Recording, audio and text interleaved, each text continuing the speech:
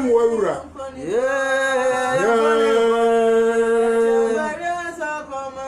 Mampa mwaya kame. Kame na meko.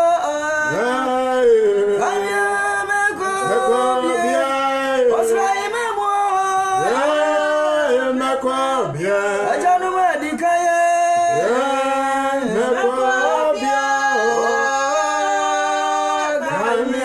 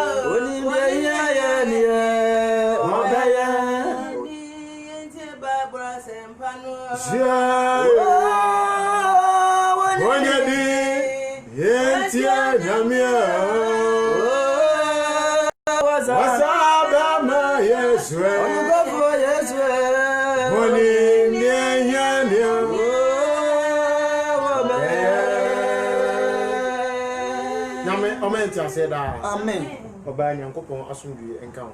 na misira opa se wabeboa na nyankopon adwuma no enkoso mesira oba na wase ama onua bi nso uti asem na wase nyankopon nim de hia ye obeye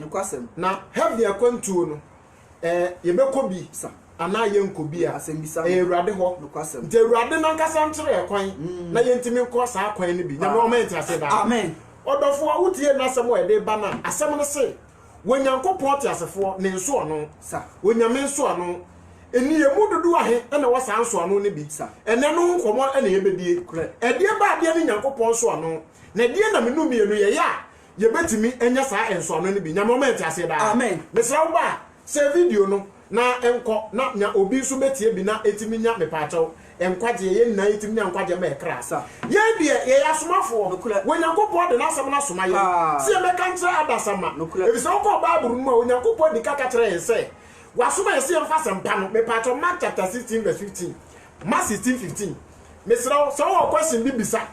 ubetimi e bia to comment ne so ye be ka comment ne ebisa ni yamamuaye abra question time e ba ne to ba you are also involved wo question bi obetimi dia ba na me paacho ye bisa na wa bisa ne ya kirekire mu na nyankopon etumi ayaduma nya moment ase da amen se u pe question bi personal so a ubetimi afre 0246966224 0246966224 wo fra won sa be kan nya me moment ase da amen eye me paacho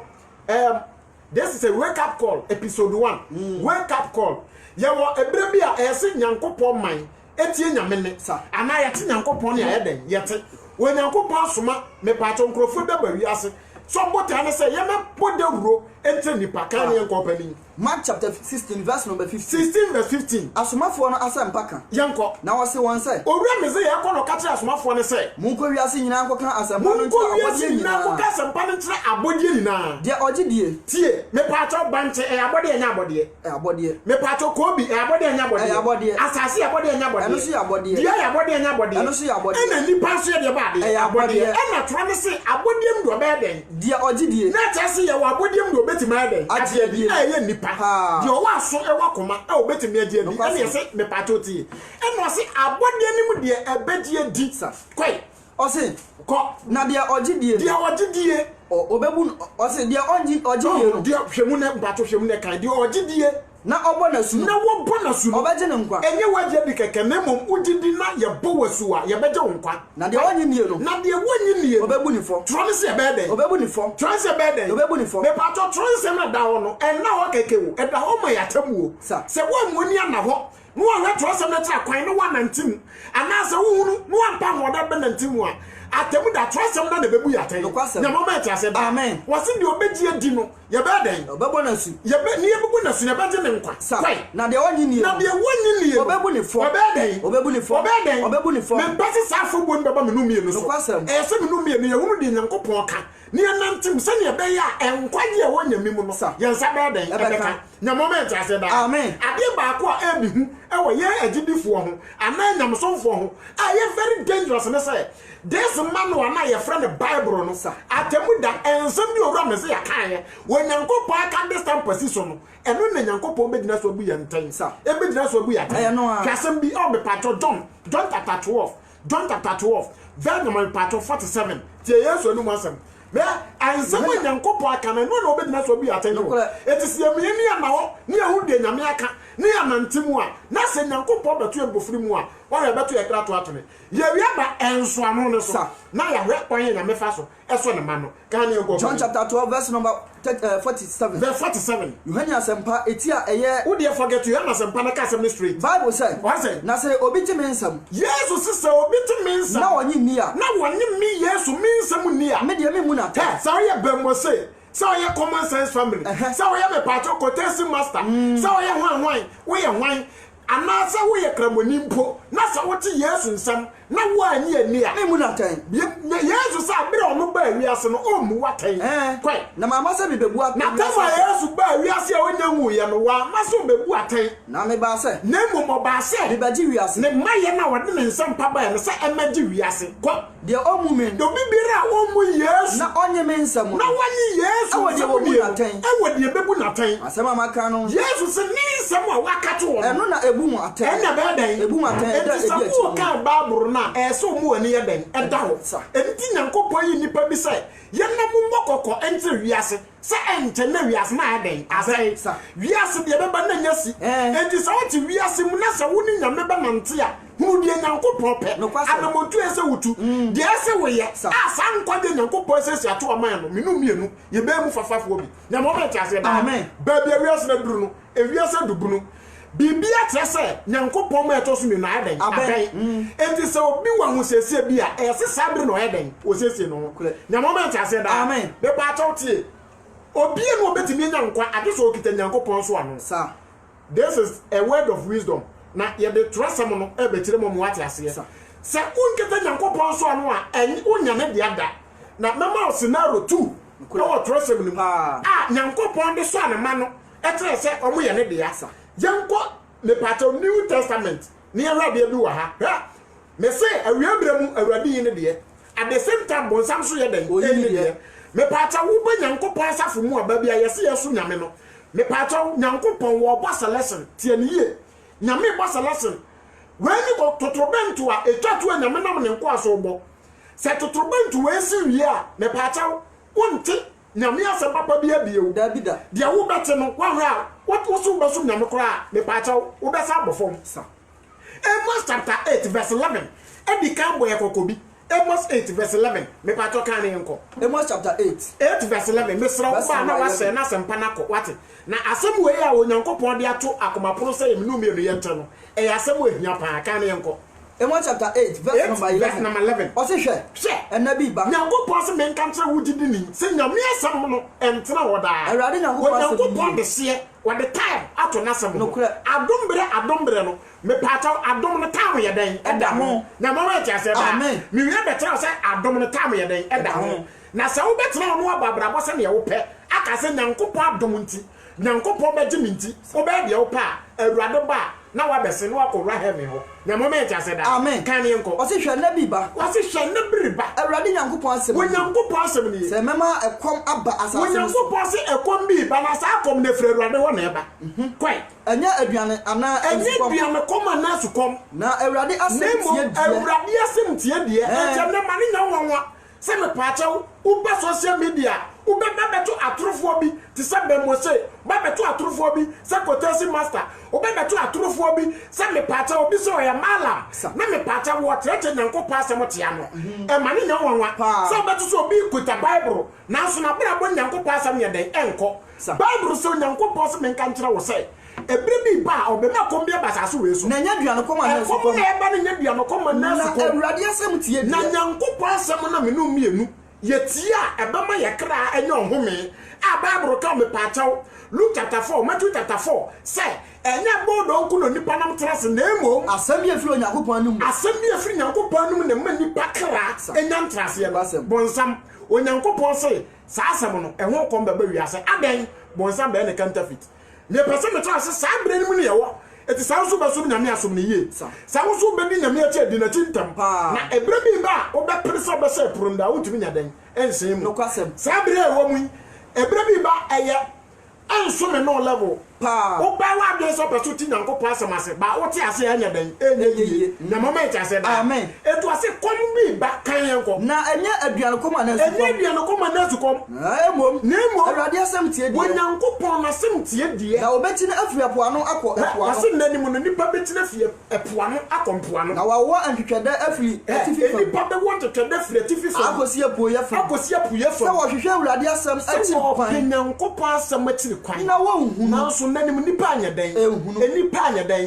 me pa ta hwa enen toto da nipa ewo ye firi ya ne ye ko ha ye firi ya ne ye ko ha ye fira so da mi ye ko ha sofu we se bra na ma sore ne ye we se bra na ma sore ne ye enen po se betre yesu wetiri kwan no ene ye tire nipa tiri kwan ena bible se metre wo se eye komo eba na ekomu ni nti ebeba mama ba wa ho ofe ene mranta ye den atopiti ene piti 20 ama me pa ta onyame ma e buru nyaman piti 20 nyame ma ebo sombosom ene piti 20 nyame ma secondom again because asamna ebe keeping going no asamna so to afri ba bia wi asra dunu bra so wa mu ani na ho na me mama ani na ho a wa wi abato krato atone na me so beto krato atone ensase sa de ne ba eti na ese ehusie se ne be ya onyankopon ne ba menu mienu ye be siesie ho atwe no e de akonkom ti ade bi onyankopon ye na sa de nyame ye no eno ho adwuma enene ye to aso no mawani na ho agidini ye ni da ho agidini misraw siesie husie na onyankopon betimi aba at any time but the atiano say awrade ba obefa wona wayi won wona waso ma no wona nyankopon ba obefa o mako be pa to hwade bi e wo Matthew chapter 24 verse number 31 ti asem bi e ba me say this is the last trumpet ko ka me pa to Psalm 50 verse 5 wase mommo abo ahotefo anu ne den emame wona onam de ba de afoleboso wona onam de ba de so ene me wapan awrade bo abo anu de ano emu abo awdo mienu na ekoso enso anu awdo mienu na ekoso nyame so ne ma no at the same time bonsam so ye den so ne ma no wo ye nyame ba onso anu we de na cha so ye nyame ba ensanke nyankopon wo betim do anu aka so ye nyankopon ba but it enya say ade bi wo wa sa de ne na be mo wa wie pay say ye de ba de wo ye nyankopon ba sa anso anu no ene ebedi wo nkobo me pa to kan ye nko Matthew chapter 24 verse number 33 verse 31 verse number 31 what say Bible say na obesuma na bofo ama ode totorobento onyankopon besuma na bofo na ode totorobento ene so eneso na obaboa wana wayi wona afiri ewiase frama nan no afiri wiase de ba de frama nan mu na moment ase da mesim frama bi bo ebi na abo na e corona no emfa ne se normal obata se e China for virus omo tell se e China virus se na be ye nyame hu e be firi so me say ade bia no be se Nyankopon ne nsanim no kwase etu ye didi ni a ma we mu nya sign enye me pato den se e ma se ne be o se se onyame mu no e betima wie peye nya moment ase da amen etu Bible say wo pesoma na bofo amode totorobento a eneso abede abeyi won afiri enframa nan nu wona weyi won no afiri wiase frama nan afiri osoro frama na afro no nya moment ase da amen ya ka totorobento what is that totorobento wiase bi wo Isaiah 59 verse 1 se Nyankopon ka totorobento anya bibia totorobento Nyankopon ka ho asem no eye me pato na asem ka se obesma na asem pafo na o ma sene etebi na ye sen ebom etro se Nyankopon na temu na den aben etu wo se eden siesie ho na moment ase da 59 verse 1 kenka verse number 1 what is she Awurade sa nyetia enso ade Awurade nsa enyetia enso ade na nasomu enye dura enti asem na Nyankopon nasomu nye dura enti asem na emom mamumu yo Bible say ye mumu yo ene de amamu ne Onyankopon 58 verse 1 kan 58 verse 1 what say tie mu denden abere Nyankopon soma eye odifo Isaiah o katre odifo Isaiah say tie mu denden anodo ho ma woni so sa totorobento ka me man amrato ni ye ka me man marato efie bone e kire wo eti ase wo so man ne so de ba de totorobento eti Nyankopon ka so obesoma na bofo e mo de totorobento ne so a me pa totorobento ne jino ma de ba de asempaka na bofo a wo ka ne nyasa bofo bi firi soro e de ntama be si so obegina wo say satra wa be da bi na mom nipa e no be fa no so akasa trewo na moment ase da okay mika chapter 3 no waka kire asofo no say asofo ni Nyankopon de ba de abofo na moment ase da mo ani no mama ni na ho na ba bia wiase na duru no very danger na moment ase da me part of the seal of God Nyankopon so ano yanko ba bia point na nkasa se na yemfa no one after the other ni yemfa mara Revelation chapter 7 verse 1 Revelation 7 verse 1 when Nyankopon wo bo soro na sase ne nso ano a wo de ma agidifo kan ne yenko o se when Nyankopon asomfo pa when Nyankopon asomfo de yin pa when Nyankopon asomfo de yin na chese ye when Nyankopon asomfo de ba de ogidi ni sa wo sum nyame a ti ade we yase na ti ase complete na hunu ba bia wudina me pa chaw ebuo ne ye wo tu ye wo pontibuo ene ye wo nwambuo na mind you Yesu paso okore enyan adan ayira enye mponti ayira wa anya mistake na da ne aponti ayira wo beto nwe mache ba se wo oja na ayira dia me pacho wura besa be hwe na moment ase da ba dwemba na eso wote de make ase se wo oja ya wo yira ba be hwe ba ya ponti a wo yira o mada wo be ko wachi wona wo ko na wansam wachi no wo oja hwe wo ye na wa bi wo machi anesa wo be da ne wo dwan no e de akofa ponti su na moment ase da hwe de ba buruka wasi Nyankopon na somfo de ba de epa Nyankopon asomfo de papa na chase o Nyankopon asomfo de ba de bone ma me ndi ka ma scenario bi enima bi wo ba burum eye pe free abode asase eni Nyankopon bo anema tutu obo soro e no bo de ba de obo han e no bo de ba de me ba to tie ni yo obo ba no bo de ba de be ma Nyankopon se se mu sa na tie papa hwe ni ye 2 Timothy chapter 2 verse number pacho 2 Timothy 2 verse 20 na tifi asem no asem de bi wo ti asem wo beka ti asem bi Awurade beka me sro ba se me say Revelation 7 ye bekom one the seal of God kwan ya be fa so benya no e na sa ansem ne se ye bekom one after the other no already Nyankopon e pese wudidi ni wo ye awie bremu enye nasem me sro kan yenko 2 Timothy 2 verse 20 tifi asem no verse number 22 2 Timothy 2 verse number 20 Bible said Christopher egu ahodo mienu asa Christopher egu ahodo asa mienu me say eye tutu a Christopher egu ahodo asa mienu Christopher egu ahodo mienu the question is what enemy ye mu de wan a Christopher egu ahodo mienu mama scenario 2 me say ye ba Revelation 7 no so ba mama ni kama a Christopher ahodo mienu no emu me pato difference all Bible mu hwasem bi o Matthew chapter 25 verse number 31 Matthew 25 verse 31 tie ose a Christopher do mienu number 1 kan enko onipa ba nbeba na ni onyam wase wonipa ba no obeba na ni onyam ana abofo ka ne ho na mabofo nyina ka ne ho na obeboa amanamana no obeboa amanamana no nyina wɔ nanim sa sɛnea odwan afɔ papa nyanten ani mlechile mu ani o papa de ba de nyanten ani mlechile ani de ba de mlechile nyanten de ba de mlechile enti ase o mu sen tu me pacha emu de na wo ye odwan ana ye brechire choose your own pema bia wugina se wo ya ponche a mesrawo find the heart of a sheep before it's too late se minim se minu mi no ye ponche a we should find the heart of a sheep before it's too late na moment I said that amen na sa heart no e owura me se ape e na ye sa me pacha your friends say the transplant of the heart of a sheep no yesu mu pe na betimi anya on na ye say yes obey nipadia na aponte no there be akomana da mu na ya aponte akoma you need the heart of a sheep yesu pe na doctor pe na obetima yesa na moment I say amen wa ye bi da on na ye pause me pacha hase anya ponte enya de ba de odwan number 2 me pacha Matthew chapter 12 verse 33 tie Matthew chapter 12 Christopher Boado 2 kan yenko verse number 33 ose akoma ne asetena yenko momma dua no enye dua pa na aba no ayaba na ba no so nya bapa anase momma dua no enye dua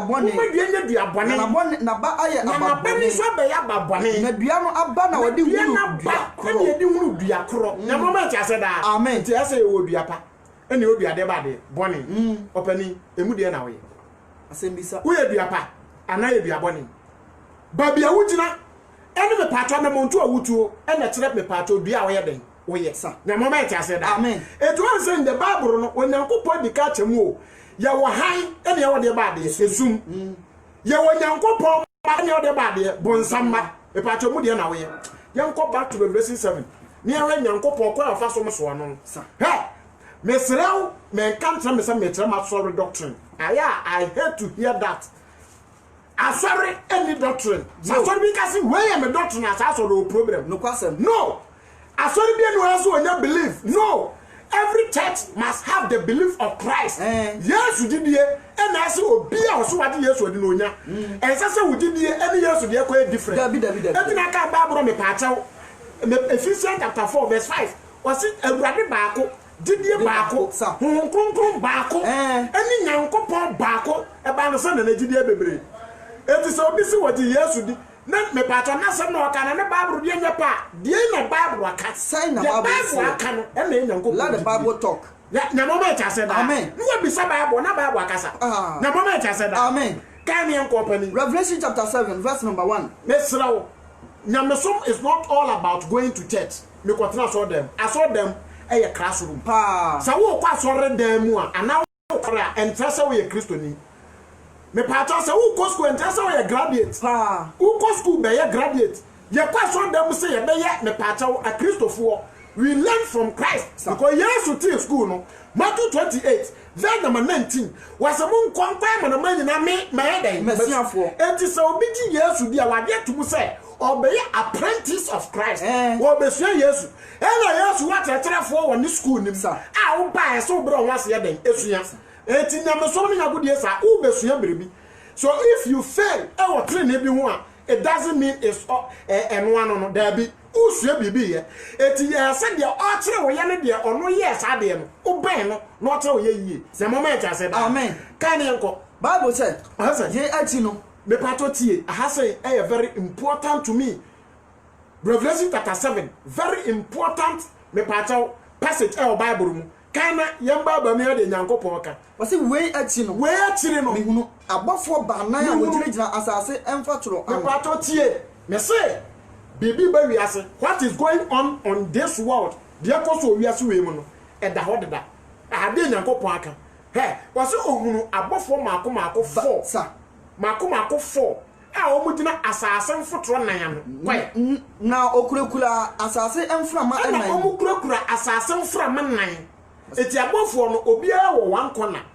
one corner obiara kita no corner a okura na obiara kita emframa nim emframa nan bi kwai o se na enframa ammo amfa asase ana epo ana dia enframa na ni mo se nyankopon amoma ko gina ho me fa ne se enframa bi bo ha na bofo na ko gina ho no wa stop no wa so we aso ha se ne be ya enframa emmo mfa asase ana de o se ana epo ana dua biara so sa me pato sa ne mo me se nyankopon yusu ye no ye kan the book of Revelation. What the common sense baha me pato obeda no kwasea Revelation it is more of me pato your friends a hintasem any figurative eti asebie nyankopon beka wa ha no or the opese wo de kire na meka dua waka dua most of the time or the dua gina ma nipa anamewa wo de dua wo ye egina ma adeboneyefo no de dua mo no egina ma de ba de atrenefo eti na Yesu kan e bra wo bewu ni say mi dua mo no po na mo ye me say ye na mo dua wo ye na mo ma ka say na eti dua mo na Yesu kan no Yesu e resurrect o tere say wonu otini onya bone dampo na ma ne nie na mo bonefo a mo ba bedi nati de na beto mo eti se nyankopon ka epo ka asase a enya bibia asase eya ade atwapo epo atwa ho asia nti wakasa fa oman Israel eni wiase eni emu enipa ewo mu kan ne enko Revelation chapter 7 verse number 2 7 verse 2 wase na mihunu obafo foforo okura nyankopon otiase no afofo ba na ye kita mframa anim no omu kita me pacho asase mframa na anim no asanya da enframa ne man empofrim no hu so bofuo bi efri soro oya foforo kula oya foforo kwai ose okita onyankopon ote ase no enso ano se okita nyankopon ote ase ne ne enso ano okita nyame ote ase ne enso ano nyame wufuo bi su kita enso ano nyame oye wufuo bi ono su kita enso ano awufuo nyankopon wa anya careful obedane adi nyame de obedane akwaje bonsam de ye careful na menu mienu ya anye se Esau na ya nani nyankopon so na akwaje bonsam de ye very careful baby e wo no bonsam trade ye nkwaje wode ye nkwaje e to tacha wode ye nkwaje adi ato market e na odi ano wuja ma me mema se wuja ma mema se e na wo so one ni di ano still na mugusu di ano ensi enti na ada siti nyame mu ensi anka waponde dada na moment ase da amen aso wo unu nyankopon wote onwusu obi a okita nyankopon wote ase ne nso ano se ofiri awiye apuye eba ofiri awiye apuye eba kwai ose yanko na wode ene kase tie mu kire abofo banan wama won kwan se won ha asase ene epo no be pato nti bofo no okita nso ano no eba no ene ode ne kase etie mu kire abofo na ya mo kwan se won ha na ta se enframa ne kito mo de be de omo de be ha asase good na abofo ne be bo mo so ye be fa no one after the other enframa bia ne de kire na wonu de ekoso owiase we mu mesrawo yare dom na ekoso ne de pandemic so de no enye normal bibia no normal ko Yesu odi ka ho asem se ne maye ne eba yare dom be den baba me etisi hu yare a eni aduro na ekoso owiase na ma wiase ni na football UEFA champions na ye bono indoor e try say bibi ba wiase na mama e say that amen kenkan ye company bible say what say won ha asase ana epo wase mo ha we am mutumi say won ha asase ana epo no ana enua kosi say okay okacho mo say won ha asase ana epo ana enua kosi say wode aginaye besisi enkoa emoma so ye de agina besisi ye nyankopon nkoa emoma so kan ho yi bible say what say won ha asase ana epo ana enua kosi say ye de aginaye besisi ye nyankopon enkoa ye de agina besisi hwan ye nyankopon enkoa enti me pato say aginaye no e koso ne aginaye na waka ho asem e koso ne na the question is wo eneme ye nya bia na ye nya bi mama asemela aginaye bi e koso otoro sem me say unless one is sealed that person can never be saved by God eti anabraba ye bo asase we so no ye bo se ne be ya me paachew ye benya aginaye se ye nyankopon de ya eno wa brabo ene ye bo ye confirmation se we nya confirmation na mesraw untumi enko sa me paato British embassy ama confirmation sa oba de kromu a obetumi akọ dabi sa na se wo so we nya confirmation ne stamp say we or back heaven only heaven to nkwanta why dey wapai na moment I said that amen me pacho mama scenario 1 Ezekiel chapter 9 verse 1 me pacho tie Ezekiel enso anu die bi ko so e wo Ezekiel time na yama bible no yamisa bible no na bible no nkyere ade wa ha na we say as didini abrabo be na ese wo wonya sanso no ne bi mesra wo ba se na nua bi sunya bi na sempa no ntere wo de wo fie ba na wo se na sempa ne koso na moment I said that amen ba bia wi asa du so mo ani almamani na ho a obi ba me ye de dokro kwa but enyankopon asa bi ka se ba trona bi ka se ebre no na wi ya atrofo ebre beba na so na onim de ebre nya hurumu eti sa wo to se ye ka nyankopon asa bi se tere wa e man nyo wanwa e ye kokobo ne ye bo wo besi atro social media sa na besi anokro social media bompai na mu ani na ona wede ya nokro ne di atire na nyankopon hu mobo kan ye nko Ezekiel chapter 9 verse number 1 9 verse 1 o say Jerusalem edi enkuguo Jerusalem enkuguo di na me batu Jerusalem fo aso but nyankopon de bi obey in Old Testament no is a reflection is what about to happen in the new age in new era kan ye nko Bible say what say na ode ene kase atiam na sum say Ezekiel da ho a nyankopon de ne kase atiam na sum say ma kulo no ahwefo no ma kulo no so ahwefo ne ntwimpene na obiara emfa na kode na obiara emfa na kode a wode say ade nkura ne nsam me pacha ye ka kulo no so ahwefo a enya nipa ahwefo no waka wasem dabi eye humu abofo a ehwe kulo no so ene waka se mo mu ntwimpene na obiara emfa ne dade a wode sade enkura ne nsam sa tie se nyankopon be se kuro bi a odi kan yi ne ma efirim pa na me be se kuro bi a odi kan dan eyi ne ma efirim eti me pato se ne nansa so de me ngomora awurade be yi ebe se kuro no odi kan ko yi lot na busuafo firim no sa na wi abrem so nyankopon na nasam so efra me no mienu sa dane ede wo kra nkwa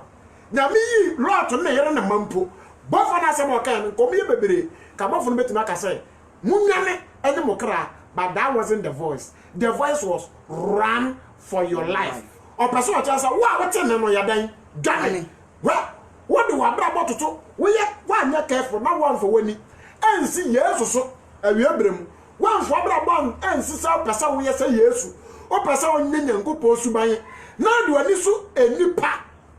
Difo osofo sempakani or treni. Udi wani so nipa so me paache wani daso ne ahokeke wanyamim be bafo because na bonsam na nipa ho omere so ebrebebere ase adan iso so ye de ani tu Yesu so no ye de ani ekoto wan so nipa so ba nyankopɔ de kan ko Jeremia 17 verse 5 ase no menka de wode no ho ye den eto nipa so menkenkan yenko ye de esi ye Ezekiel chapter 9 verse number 2 ya be ban so anu so ye wi abetre Revelation 7:1 ye be fa no one after the other me akowe emframa na de ba de na enso anu na ye de gu nyankopon ko amoma so no eye de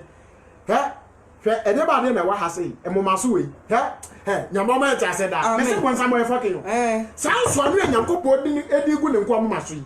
bonsam so ka Revelation 13 let am me part of 14-15 na bonsam so tro bia gu ne nko amoma so the question is moma no e fa na water de gu afa na atro ni de gu no amoma so semisa why asembe na gu trenim adwene na gu trenim esu be na gu trenim o pese hu se wenya the mark of the beast the mark of the beast or tie na be ba say ye be tie ye be buru ye no enu ansa na nu be pie no not physically spiritually what did that wo spiritually sa wo be the mark of the beast physical not spiritually what did that and in a spiritual aspect and say mo wani na ho na bonsam unim dia betra dreams of nyankopon unim dia sa kan ye company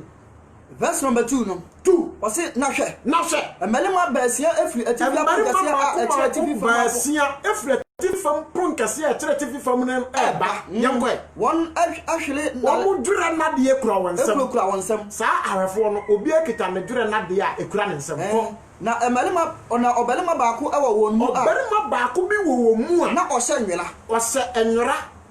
na wasenwera sa berma we na moment asenda amen on se obetra wade bi berma 5 ekita me pacho ade omde sei na 1 ekita nyankopon so no ansa no oseye no beba no esenso ano no ye den eba bra se we nyanso ano na wie brem na de be ma de yeso de me kwa sore na asema se de bo ma so na me wo central me wo district assembly no fa na koduru na me onim district o dabi na me nim mesiani face amesi nyankopon onim true faith nyankopon onim assemblies of God na me nim Pentecost na me nim Roman Catholic Church na me onim din bia your friend me paachaw tie evangelical true faith evangelical God knows true believer ene nyankopon onim because person ko ka Bible no e o revelation na wase esoro ho no aso da bia ya den eni ho edi bia ni ho edi ho a ohu ya so den ho nipa ti nyankopon so obetena yemu eti memfa wo nto position wo asori o enka se wanya heaven emfa wo nto position wanya enimonyam a wo na sacha wadwen ni nyankopon mi no mienu mobo ansa de besi asi nipa na hu yensen se nyankopon hu yen. That's the most important ko nyankopon no so obu atanya wo hwe nipa nim. 1 Peter chapter 1 verse number 17 was awurade no se ye fra wo de o hwe nipa nim no bu atense de nipa ne ye tie se ja ene suro ne fare ye mfa suro ne fare mo ye nkwade ho ye nya nkwade ho adwuma mo ani na ho na me so mo mani na ho kan ne nko so o se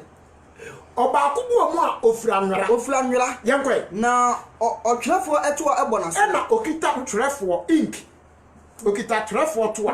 na mama eta se amen otwerefo to a na ode abo na se kan ne nko o se ko na obamu ebegina kwabele afole butia no na obamu begina kwabere afole butia no na Israel nyankopon ani onyam no afiri Caleb a wo na nyankopon ni onyam afiri Caleb e wo soro no eba edan apono ano eba dan apono no na ofra obelema a wo sha enwira a na nyankopon eto bo na se no na to enso amo mbese metre se ne yete because spiritually nyame ye bi ma oman Israel san obeto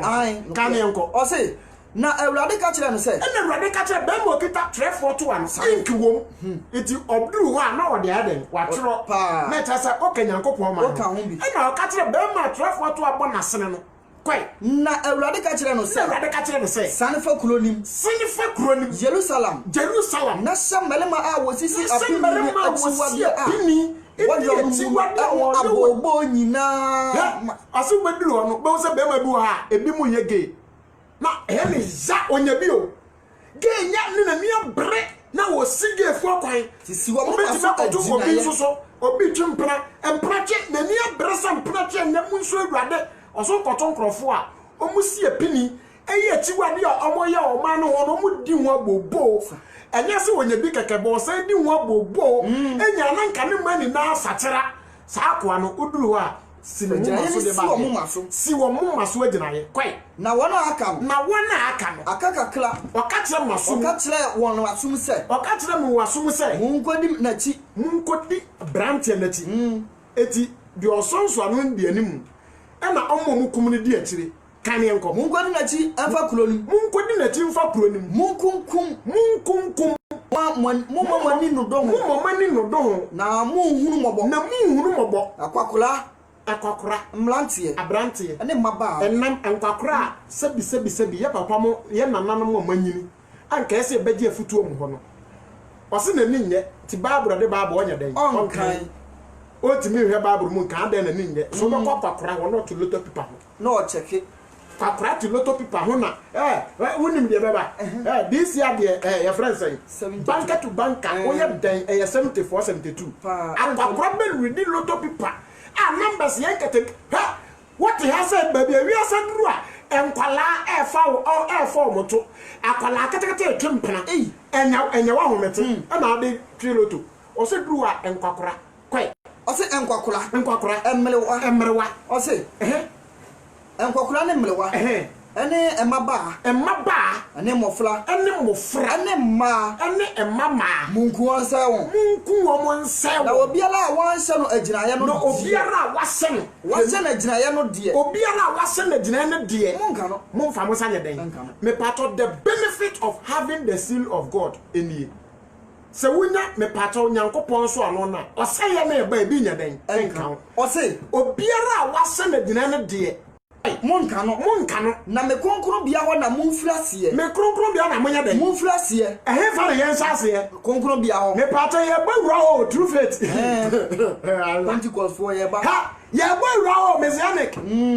nyame boy rawo evangelical me pato ma me nko me die mu ni ansa makokire ho nya mo me ta se da ma so to ni ya boy rawo enka bom ni ye ma so to ni ye ni ade nka bom ya de ma so to ya tu ni apam nka bom sa na nko pase fa no asase ne fia okunku poma no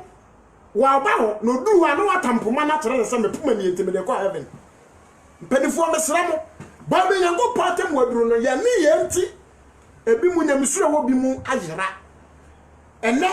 asofo bi ni ye nti onim so obabrabo papa obo odinsanfo a sofo koka sofo bi kura no woni obi kura de ne kokot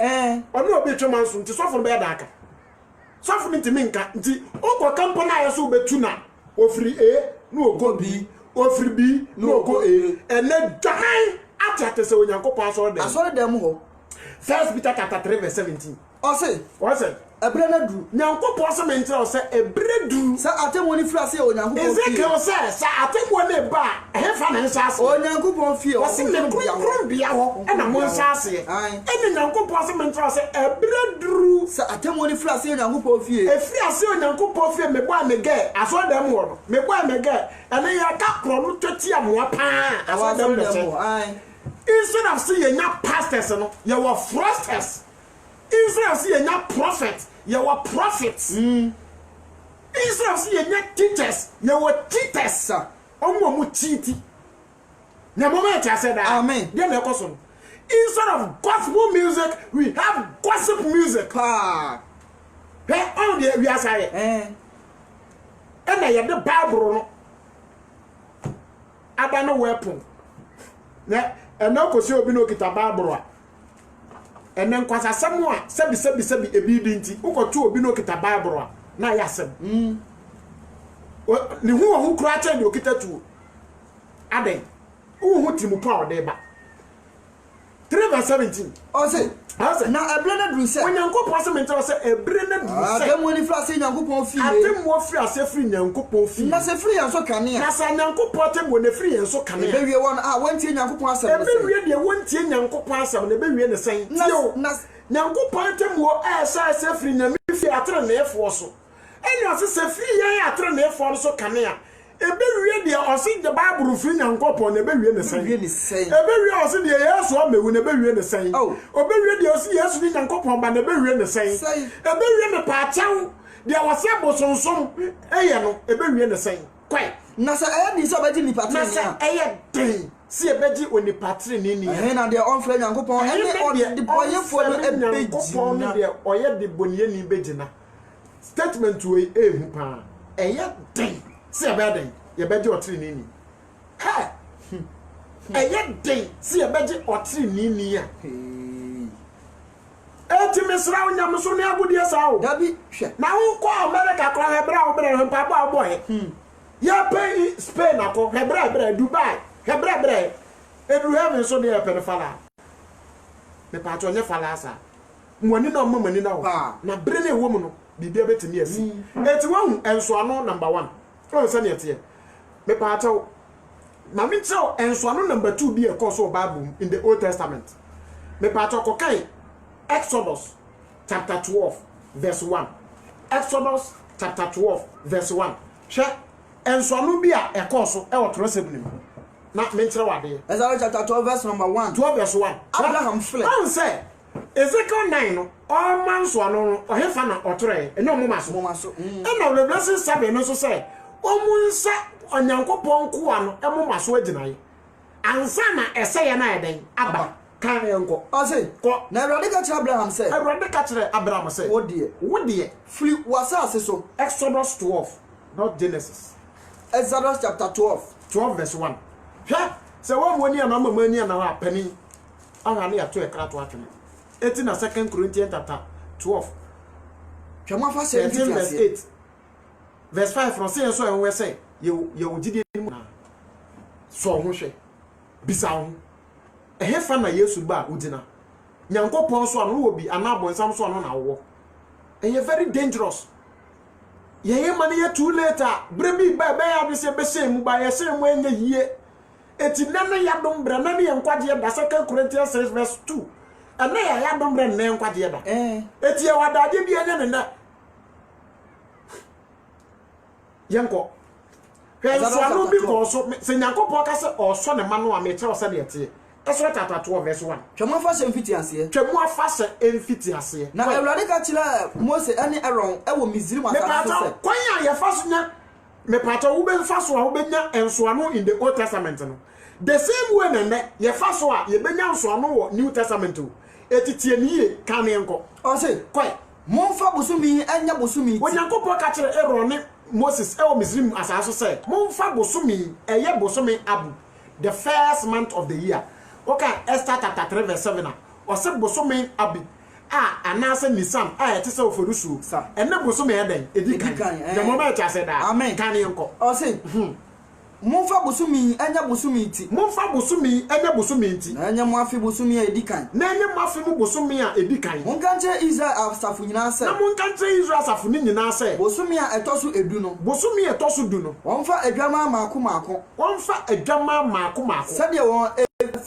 Sade ompani etitie. Sade ompani fie etie. Efie bia baako. Efie baako adwama baako. Kwai. Na se efie no mufo edoso se. Na se efie mufo no so se. Obedi adwama. Obedi adwama. Mano ane die one no ebo efipam emfa bi. Ma de one ne bo fipam no emfa bi. Kwai. Sade okura no sade okra no dodo tie. Sade akra no dodo tie no. Kwai. O se. Monka adwama no enipa. Monka adwama edidie. Sese adwama no ukumu a enipa e wo ho no no aka na obi ayeden enya bi. Owi abeto se kromu se ehofo no so noso. Se o mbedi adwama ba ko. Eche. Jame o men say that. Amen. Kan yenko. Bible say. Na se efie no mufo edo se obedi adwama. Mano ne de one ne bo fipam emfa bi. Okay. Se de okla no dodo etie. Okay. Monka adwama no enipa se de ebaso won. Okay. Verse 6. Bra. Verse number 6. What dey start 3 verse 5. Verse number 5. Adwama oni dem. Parce adwama oni dem. Ana monfa. Adwama oni dem na monye den. Monfa. Adwama oni dem na monye den. Monfa. Pepa to enso ano na ha na se o. Ye Bible ne betre kan bra. O se. Onini a wadi afi. Onini e odwama no e onini e wadi afi. E wo nwantene ana mlechire mu. E wo nwanten ana emirechire mu. Ana monfa no ensie enkoduru bosomi. Na monfa no ensie bosomi ede to so dunan. Yenko. O se na Israel asafu mu nyina ekunkum won anwumre. Enkunkum won anwumre. Omunkunkum dwama no anwumre. Fai. O se na onfa emoja no bi ensra dan no. Edan a obedi mu no apunwa emienu ene apun tifi no ho ene apono na tifi ho nya moment ase da amen enti kwanya no mo fa so enya siw ni nie nyankopon se anado no oba betwa mo Misrim na o betwa mo Misrim no de o munya nie enka obekum maka nyina but enam se Israel ye ne banti aya na baka nti ompese obekum enti saa de a onkum dwan na omfa moja no enye edan no na tifi enti bofu ni betwam na me paato ohunu se moja ni ebi wo ho a bofu ni betwam na ohunu se moja ni bi wo ho a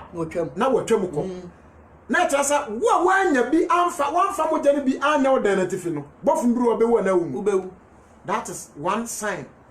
yes symbol e dwama ni moja enne yes adwuma no nya moment ase da amen enti bofu no de onimo bia oba do onimo ame se oduru wona se moja ni bi wo ho a wose da bi ha se abaka no wude da na tese dwama na age Israel for maka na eden asa nan wasesa so apin bi akoso na moja no aye seal ema epun bia ana eden bia moja no wa no aye seal se da bi we mu obi nyankopon makan ya de dwama bi asesa na afi abeye bofo netwam oduru Misrim for anu eden wasapa wom sa because edwama no sa seal ni bi nya den eni ho me paachaw ekum bi bekoso wie berem sa ubedwan ni nyankopon ma no wabeye abaka ema nyankopon na wafri Misrim abesia ko esre so eri nyankopon akọ nante ne mede wako ne kurum anase obeka faro makan ho na nyankopon ayi ne makọ na wabekum na nyankopon apu afra faro makan ana bonsa makan emu de na woye fritete ene enya nyamema ene bonsamba e fritete ti nyankopɔ ka kyerɛ Moses ko ka kyerɛ Pharaoh sɛ mama bakan enkosom me sɛ wa mama bakan nkɔ a me de mɛdan mekum wa bakan na kyerɛ sɛ yɛ o makan tu emu de na woye me pato na second seal me kan wasam anini. Now the question is yen as a didifo ekwan ben ene ye fa so obenya sa so ano ne bi enso na ye di wadanse bebrebe no ekwan ben ene ye fa so obenya bi ye ma Bible nkasa me pato hwe the friend say John chapter 6 verse 27 John 6 verse 27 John chapter 6 verse 1 ye fa so a ye benya sa so ano kan ne yenko 6:27 Bible say kwai o se munyo aduane a ɛsɛn ho adwuma onyankopɔn kasa no se munya aduane a ɛsɛn ho adwuma nemom aduane a ɛtena hɔ ɛkɔda enkwam aduane a ɛtena hɔ kɔda nkwam onipa no ɛde bɛma mo onipa ba no de bɛma mo o se munya ye wo two type of food nokure work a ye was asase we so no ye wo work a ye de ma honam we ene ye wo work a ɛho aduane ma honam we ene ye wo work a ɛho aduane ma okra ye den etiemu na moment ase da amen na okra na tie mu oduane bi odi ti Yesu se munya duane ese ho adwuma na ebo munya duane etra okoda nkobam kwai na ono na woni pa ba mamo na wo be se aduane no ho adwuma no wo se nipa no na ono na agya Nyankopɔn aso na no hallelujah amen hallelujah amen o se munya duane ese ho adwuma na ebo munya duane a etra okoda nkom sa onipa ba no be de be mamo na saa nipa no obeye duane etra okoda nkom no onu na Nyankopɔn aye den aso na no eti ye ka the seal of God a eye aduane bi eye honhom fama aduane bi a se didi ni bi di na moment ya se da amen na se wudi saa aduane ni bi a wo saa nipa Nyankopɔn aye den aso wa no na moment kan ehoye the seal of God kwa be ne fa so nya ene kan ne ewe o se kwai munya aduane efa na we John chapter 6 verse number 27 John 6:27 munya aduane ese ho adwuma wase munya aduane ese ho adwuma nemo aduane a etena ho ekoda enkwam wase yenya aduane etena ho ekoda nkwam onipa ba no ede bema mo onipa ba no de bema mo na ono na agya Nyankopɔn aso na na saa nipa no na agya Nyankopɔn aye den aso na no he ma me ntere wade bonsam yesom no onim saa trick we wonim say aduane bi wo ho a onipa ya e ma ne kra etena se da kasem bi abonsam e ka tere Nyankopɔn e fa Job kasem bi abonsam ka tere Nyankopɔn fa Job Job chapter 2 e fa Job chapter 2 verse number verse 6 kasem bi abonsam kan Job chapter 2 verse number 6 verse 6 Bible say o say na Awurade ka kire Satan say o de eye start free verse 2 na Nyankopɔn ni Job kasa Job onso ano ne da ena bonsam be so atrasa da bi Job niema wo de ama ne nti ena wo som wo o pa de niema free nsam ade eti gidi ni a wo bɔ mpaye na wo pɛ wonam ade bi na wo nsan kan ya wo ni se nyame no da bi ye obi wo mpa bonsam ni nyame ko ho challenge se we o ma ni hia na wo som da o pa ma ni hia no ade nyame nso ato ho be te se da bi o ma so na no bibia do aye na be pa me 33 verse 2 ni enko o se kwai na da bi Onyankopɔn eba se Nyankopɔn ma ba se obegina Awurade ani o begina Nyankopɔn ani na Satan enso edi mu eba se edi mu ba se obegina Awurade ani onu so begina Awurade ani Awurade ka kire Satan se ehin na wo firi ba ye na Satan bu Awurade se mi fira sa so etimi Satan aso na ntina oso niema woton de ntia wo fira sa so atintin ne se obeka 4:30 na wo se obonsam wona ade se wa den wa hwe obi ase wontumi na ade se o ma obi to no ntia beto ne kwada ho a na oye ho adwuma ba Job de aso wetiri hu se kwan bi da o sa na wa occupied with God Job was occupied with God so there was no way say Satan be ba bi atena kan yenko ayi na wo firi ba ayi fa na wo firi ba na Satan say mi firi asa so chinchiri yenko ene so anante yenko na me ba Awurade ka kire Satan say wadwene makoa Job nso na obiara ni ho a otese ono asase ti adanse bi Nyankopɔn di afa Job ni wadanse pa eduru ye ho a adanse be nyame di obiara ni ho a otese makoa Job ma ba wa Mary ede nyame fa nso so o ndo ya ba wa bi a wo ba dwaman rof adwaman wo bo ne keke he makoa Joshua o ye a obefa osese ya kwamba Nyamamenti ase na loto wo be twa no simple. Na didifo etwa loto wo mfo so enye easy. Christopher. Didifo etwa loto. Ye anu aboko odu no. No de atete. Ye anu aboko odu no de atete. Omutwa. Kadansi dia ye dia fa jobo ho de tie ne se atemu da. Na me ani wa dansi a wo ko ha mi anya den. Enye yie. Se wa anya dansi dia wo Yesu mu a wo ko ha mi anya den. Enti na Matthew 10 Yesu so do ofere se obebom di wo nipa mu. Meso na fere se na boni di wo maganim adansi ho na edi afa. Ye de nipa ka fa ho wi anya me de we. Ka me enko. Bible say. What say? Na Ewurade ka kire Satan say. Na Ewurade ka kire Satan say. Wadwe makoa Job ho. Wadwe makoa Job ho. Na obiela ni ho a otise ono asase. Obiela ni ho a otise Job e wasase we Yesu. Na obelima edi mu na otene. Oye berima odi mu a otene. Osuro Nyankopon. Osuro Nyankopon. Na oyi ni ho firi bone. Na Job ye obi o san yi ni ho firi bone ho. Nanso odaso kura ni gidie mu. Job ye obi a okura ni gidie mu. Kwai. Na wahenya no atia me. Some say no. Some men say Job. Satan bu Ewurade say. Na Satan ka che Nyankopon say. What the wedie play wedie. Ti asema Satan beka. What the wedie and the pre wedie. Na de enipa ewo nyina. Na de onipa wo nyina. What the plema ne kla. Na no man say that. Amen. Sa statement we bonsam ko tu ye no. Enya bonsam kasa wo e Nyankopon kasa. Ya de wedie and the pre de ba de. Wedie. Unim wedie ko Job kasa. Ya de wedie ne pre. Bonsam ka unim wedie ko. Sa wedie we ya de pre osoro wedie. The moment I said that. Amen. 2 Corinthians chapter 5 verse 1. Tie nyame asem. 2 Corinthians chapter 5 verse number 2 Corinthians 5 verse 1. Bonsam ko to no ko to Nyankopon say ya de wedie na pre wedie. Hu fam ni padua. Hu fam ni ba de. Padua. Se ni padua we no sa amfa pain mu a. Se ni padua amfa pain mu a. Untumi nyo so ni padua ne da. No kwasem. That is the truth. Eti ya how bi o wa gidi ne yesa o fam ya wa manye bi o gidi ne yesa o fam ya wa tete bi o gidi ne yesa o fam me pacha o wura mezi ya konya no monyam no wura wane na wa wura mane pa me pacha Shadrach Meshach na Abednego ansa na omo bedi din no omo koda adema na omo mfa omo ko jempa edru wo so de a wo se ya man so nu na dem she wonim nipa bi a wo pe Bible ne ka wo me pacha Daniel chapter 12 wo se Adamo atrene for bese de owia da pem wo bese nsoroma da pem o bese ko ka me pato Matthew na Matthew chapter 28 Yesu sorry Matthew chapter reference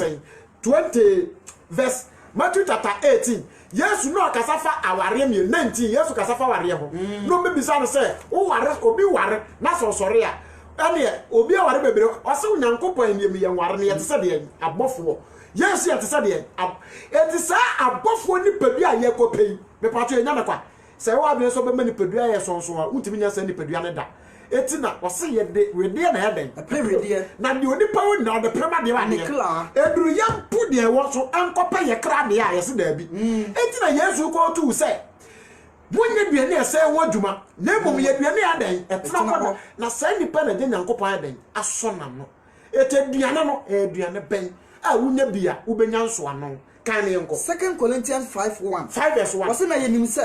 se se wodwile yeni asase so ntomadan yi a yedwiri ya asase so ntomadan yi a yebenya efie a onyankopon yebenya efie afiri onyankopon yebenya efie a efiri onyankopon yanko edan a wanfa ensan edan a yafa ensansie a ewo da ewo da ewo hefa esoro eti ese asase ntomadan we eden edwiri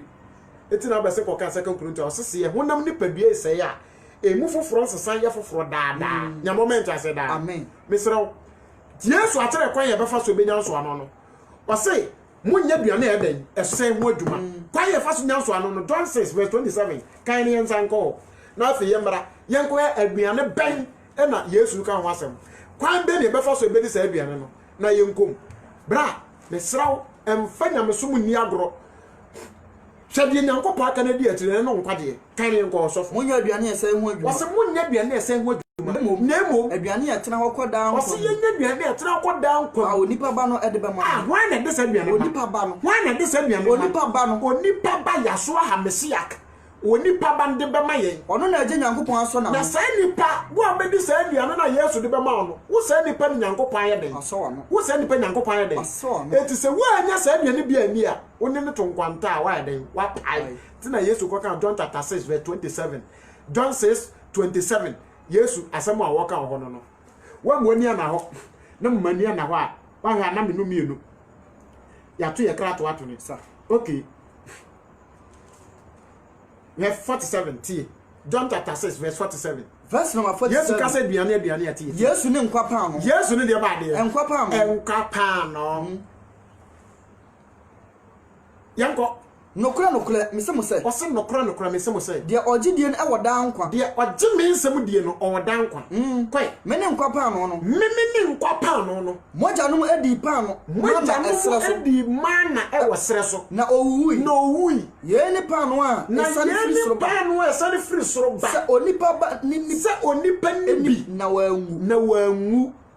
o se wudi sa pa no bia wonya dan me pa to sa wo we ya wo ka no mesrew enye wu a eye physical death a yesie o nemum eye okra de ba de ewuo sanya Ezekiel 18:21 kan say okra oye bono na obede obewuo sa okra oye bono obewuo ne nipadua we yo nemum atemu da ba bia okra ye den eko Matthew chapter 10 verse 28 wase mu nso de okum honam no ntimi fa mo kra nya den ontimi nkum mo kra eti ye wo okra wuo na Yesu kan wasam no wase se wunya pam bi dia onya den uhu da uhu no wuo kan wase yanko mene pa no a enkwa wom mene pa no a enkwa wom ah mesani free soro bae obi di pa no ibi so obi di pa no ni bia obetena se da eti Yesu se menya duane ese ho aduma na duane munya duane etra kwa dan koma sa duane ye hwan yasoa amese yaka ye wi aba ho Yesu beye scenario amie kwan a ye fa so di sa duane no na uzi Yesu ka duane ho asem so ka duane ho asem ene ye wagidifuo bi a omo ba Yesu ntan ba omo si Yesu duane do omo to nkwanta onya den oni da ne kuro ba duane a wogidi a waba no eno no besa den adi achiwade na no so be den obedi but o kai the book of Daniel chapter 1 abra Daniel mo konkwaso mu no Nebuchadnezzar emomunuane a eye kono by Daniel say mebo mitrimu sa memfa na aduane nyankopon ya manaman ana abusuma aduane nya den enka ma no me mabo mitrimu po ampanyampa Daniel ni da enam no mi emisa aduane be na ya sai boyo anim de ne yedi se David say onyankopon to ne pro na tamfo animu a ye waduane a ye di o aduane ban na gidi ni wudie mama sena obi Isaiah chapter 4 verse 1 yemisa Bible eno obi ba Yesu ba aduane a wodi kenkan ne yanko openi odifo Isaiah homa no eti a eye 9 ni hichemu a eye baako o say Isaiah chapter 4 verse number 1 Isaiah 4 verse 1 mesra ba na wa hye ye paacho paa na sempa na tere yankan o say na maba so be so bele makuro sa asem wa ya nkofo ebiri taika se ebre bi ba ware ho be de ba mesra ba bro da ho no enye kelewele na mama nja se da obi na kan se wo hwe na Bible ho aduma no uni adaje a obema ho nkronkro aterekere wa efos bi ton efos wo ho no betimi aton Bible no nya Bible school 3 months mi wie ma wie da bi ade aduma eyem paibo se obesra se ho na enam so bae no no ameden emeterekere mu 4 verse 1 kenkan ne ma ba o se na ma ba so ebe so bele ma ko ma ba so o se enam mu no se eda no eye ebre ne ko na wie ya mason ebe so bere ma ba ko mu eda no ka se ye bedi yan alla aduan ye bedi yan kasa ye duan na se yan na ya se yan ta na ye se yan kasa ya tade ma won fa wudi enko anto ma won fa wudi enko nto yen so na yi yan aniwo free na yi yan aniwo den e free yen so sa asam we unsi Yesu si oduane bi ani padi e be ko dan kom Yesu bi ka tira John 6:47 say duane na ye wono e na di duane na na moment I said that but osi bre bi ba e manso se Bible ka ma ye omutu ye oba ogira omo oman oba ogira omasafo na moment I said that o be se kwa ka 2 Corinthians verse 2 a Paul se nkuntwa mitwi mo ho no metwi nyankopon no nkunu na madema ware se mede ababa efinka ne da e koma Kristo eti asafo no e ware Kristo ntine efre na awurade the moment I said that amen Revelation chapter 17 verse number pato your friend say 18 no was say oba wu no a wote aboa so no ejina oma oman ene me pato kasa hodo the moment I said that amen eti die na paso oh ha bema ba ko nya bema bia ya ke nkwa ya so ne ya eno ho asem no woka eno se ensafo hudo bi nya enkrofo beba omo so be nyankopon asafo omo do ba be so sa bema ba ko imu oso mboso mba oso ma je Yesu adi enara de ekoso wiase awie ebrem akwa bia se fra na power mind nansi ano ya konfo no he tie debate nansi ono se wagya akom no wagya akom no so abefa bible obo Yesu din still what the abosonsom na awram eti anade oso bosom na wusa abosonsom na ani wusam so peku yo ayama dise wusi madise na ani wusam ana wadi coat ne chronicle ana wadi atare kokko ebi no wase tententen ana ono no di Yesu din aden atoso ana wafra etedi mebre Church of Christ Jesus Christ ministry why ebi ya Jesus da so ba Bible no so di ga ka kirewe Revelation 3 no wase ebi ni mu free Satan sia dem ababa bekoto ye na ase na tese ye wa Church of the Satan so by unhunu sa wase bebre na me pese me bisa ase o kasa ma no ho ana wonka ho de bi mu wo sa wo ka ma na omu ba be so Yesu mu no makase Yesu ye bedi ya ya duane obi ya obeware obi wo aduane e na opese wodi enya de okunu pe e na obedi enya tare okunu pe sa wo se abre no di wo so e na obese na mum wa watare na obese let's decode it ya na opese wo tere waka wo obedi na duane a asese ne se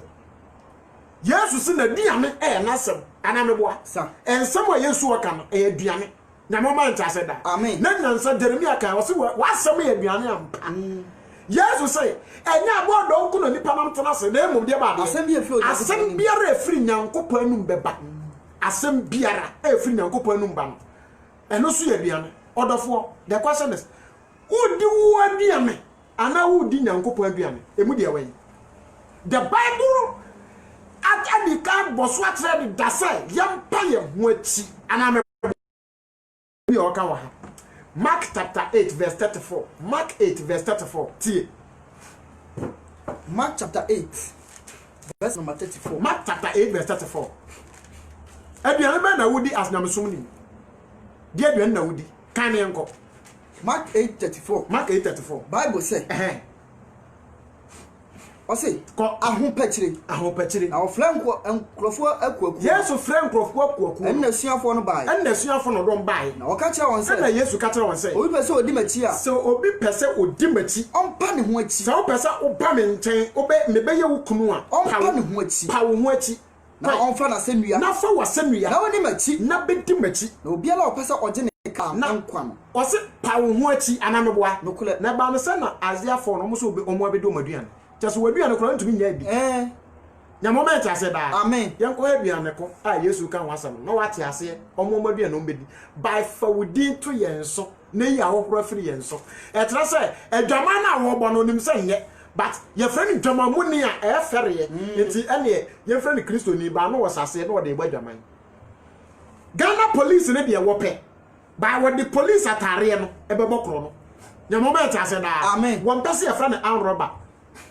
by what police are carrying their buckle. That is the mentality of people. Our robbers be a rob Nyamisum or mentality no. The moment I said that. Amen. John chapter 4, verse 30. John chapter 4, verse number 30. Verse number 30. Mr. Oba said, after yes, chapter 7, verse 27. Munye biani ese word mene wodwane etra ko dan ko nipa na sa nipa na genya nkoko den aso na no. Me pato yanko aduane ko. Edi aduane ya. Kai John 4:30. John 4:30. Ana wo fili kuro no mu eba ne nchen. Yesu yanko 31. Hu from atwa adwuma. Hu from twadwuma koy. Sabre ni mu no. Sabre ni mu. Na suafo no ase no se. Yesuafo no si Yesu se. Rabbi didi. Na wo se won se. Na Yesu ka tro mo se. Me waduane medi a muni. Me madi ka tro mo se munya duane ese hu adwuma. Munya duane ese hu adwuma. Ne waduane tro ko dan kom na me waduane bidi a munya den. Munim koy. Enti na suafo no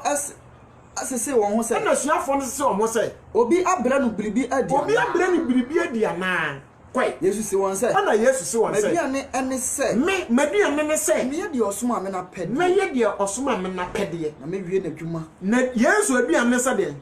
Obeye di osuma no na pede. Yes odua me se de. Obeye di osuma no na pede. Obeye di osuma no na pede. No ha den. Na wawie na dwuma. It is a John 6:27 say munya duane esen ho aduma na aduane etra ko danko nipa ba mbema mo a. Aduane e de ba de. Nyankopon de apede. Nyankopon apede. Eni Nyankopon adwuma. Nyamo ya tase da. Amen. Wo se maduane se meye de osuma me na pede. Eni dia eni na wie na dwuma. Mawie na dwuma. Hallelujah. Amen. Me pa taw.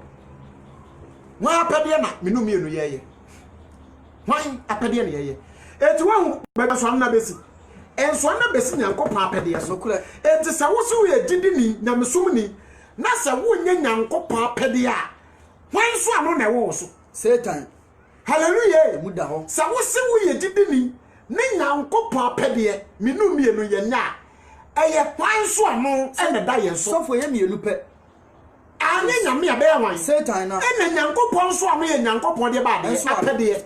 Nyame apede. John 6:27 wase biane yatra ko down ko no wo sa nipa no ye bianyame asowa no Jesus sa biane no John 4:34 eye Nyankopon de ba de apede be pato kwa apede na wo ye. This is the simple question. Me ka tell so bonsam asowa no a wo be ka se mebu atan but death within yourself. 2 Corinthians chapter 13:5 death within yourself. Don't deceive yourself. Men are down. Galatians 6:7 wasa monya den mo na adam wo Nyankopon nya den yesi na twetwe na de nipa bego na abe den men na adam ma me na adam ho within you na me so no say na tie sere a wo sere no say na tie adaye no bota be na tatire asore kwande na dunta de kwa asore enum to na edi antia na me wo do na awura aboro so na ope nipa no mo nimunyam and think what is the motive behind it. Deti na me pempani nie aduma ne sai na me fa no so nya yie anya pani muemu munyam na me pe eye die ntia. What is the purpose? Wase apede no e ho na ye nso ano na Bible ne be san so aye no obeye edoso obe se ye di agro agidifo di agro yenim say is very enough abra di wa sore ngom. Very enough abra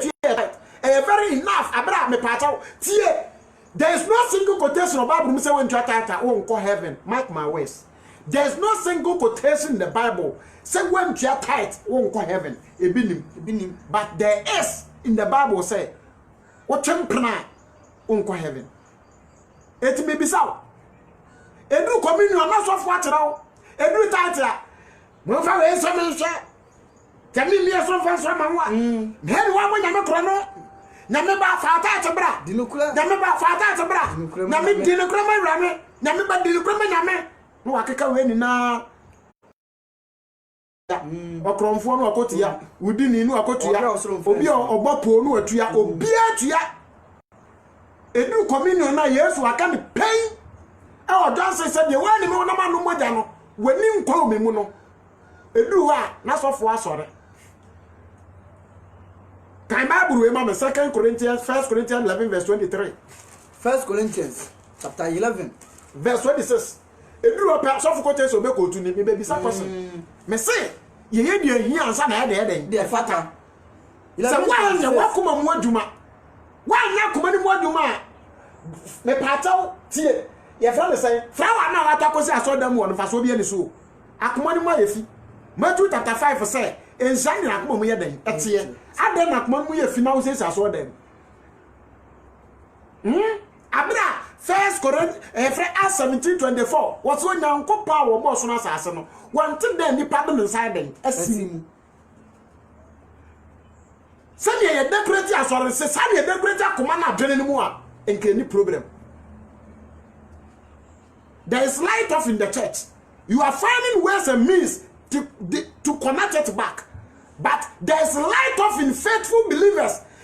Esum kase pa na ato gidifo akoma na ene ya dwene mu. Who is reconnecting it? One esa aka ejana so ano. Mo ani na na mesumani na o kan yenko. 1 Corinthians chapter 11 verse number 26. 11 verse 26. Awurade adidie ase kire. Awurade adidie na ase kire. 26 na da biara mo bedi panu yi. Da biara mo bedi panu. Na mo benum kruwe ano no. Mo mpa awurade wo mu nkan kosi se obeba. Yenko. Na obedi panu yi. anansa obenom awurade kuruwe anose de ense no obedi awurade nipadua ene ni moja hofo yenko na ma onipa enso ne ho nhwe asofo akotu eduru communion wa eduru taate de yansam obi antua bi ananeboa obi aka ho meanwhile no kan Bible no your friends and the Proverbs na wase abone fo afode Nyankopon de ba achiwade abone fo afode Nyankopon achiwade but eduru taate ne de yasam edu communion no so fo nkote se obekotu mo obi anya den anso no ho nhwe mo obi anso no ho nhwe ansa no wa den wadi pano eti wo ti asodam na wo badwaman a wodi bi anya den enye mo twempla wodi bi anya den enye I have a question for you for your pastor bisa wo so for say so for mesrew gbinyame di pa chom pese me hu ade mesrew a se adenti na me bodwaman a mintimi ni communion na me bodwaman de a oje me tight bisa na bisa no se de on fata se otua tight no ana on fata se odi communion no on fata se otua tight ana asem bisa me ka we de a kirew no omu ani aba ho adwaman na otim na awa ho mu no omu ani aba ho because 1 Thessalonians chapter 4 verse 3 wasi we ni de awurade pe wasi we ni de awurade pe na wo ma hotiem se munye mu homfiri de ba de adwaman mom na obi anya nere ewo nidie na hote de akwan so what so da bom yesi aso da wie usika wom omfa so yesi aso da esi aso the school uwo ni na bi ai but the question is unware we yira no nete what as isi dan wa anya careful na wan satere didi ni nyamsum ni wa anya careful be just asere furu samu ya beji landlord awade ye sai landlord foba wa free oba etu asase ka nyame ma etu ase da amen na ya na Yankopon ho ye nyame abufu no de landlord for the boom ko ode ho nte wase yi 30 million ye obi hu ade ko heaven on ne ho what am 500 million e de ko to asase menka so to asase e bone e na senka ya obi anteterew enkotempna wanya do sato abra wadu amu de opewu mpo be de bedi ti sa wo twe wanya hu sa hu ma obehunu nko ade a sa hu na obehunu nko ade a prepare so obetua na mafa ne mate ne nam na na mama e ta se da ka se wan me me se de nam kwa mu ba no ehu se wan hwe hu ye ma hwe mu hu ye a wo hwa ne ya bra to agu bisa sa so for sa question no mama why me pese me tell say nyata tire to na ebo ne mama enya boa boa sori fie si yenkosi na ebo ne da bi but ade bia no emfa so beba so wa ye wo de ehia ansa ne aye ansa na sa ye nya sa mfa so no nya mama ta se da amen enti boa sika na no fa ko ye oba no wade wo de 20 years na to correction dem po a wo nkwade hu hia boa no fa ko ye oba no wade why na enyi wo mfiri biribim because Nyankopon pa de yo ene di nipa e manso ano e de akọ nkwade yim nya mama ta se da amen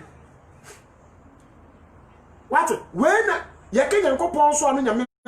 bia o e the will of God Nyankopon na pede sa nya mama ta se da amen ene de botaye Nyankopon de freye si ye me ono apede enye nipa apede me pa to hwan apede e na wo ye so ho hwe no be 2 Corinthians chapter 5 chapter 13 verse 5 what's it koi hwe wo yie ade ba ko a ehia ho what's it hwe wo yie wade ba ko a ehia ho monsom ho hwe po me pa to ase wo tu ye fo se ye nso ye ho hwe sem wo gidie mu ana se Nyankopon mu gidie no sa bere ba bi aduru no enso no wo bi ana mumisa mo ho hwe bisa ho hwe anase muni mo se Kristo atimu ni mo se Kristo ye den atimu on se Kristo na ye ka na John chapter 7 verse 47 o tese on na bodo no won pan no won na wonya bia wonya nso ano no eti se Kristo tu mu a automatically ukita the seal of who Christ the seal of God na mo be cha se da amen na so mo so agise wo mfata san so ano agise wo mfata Kristo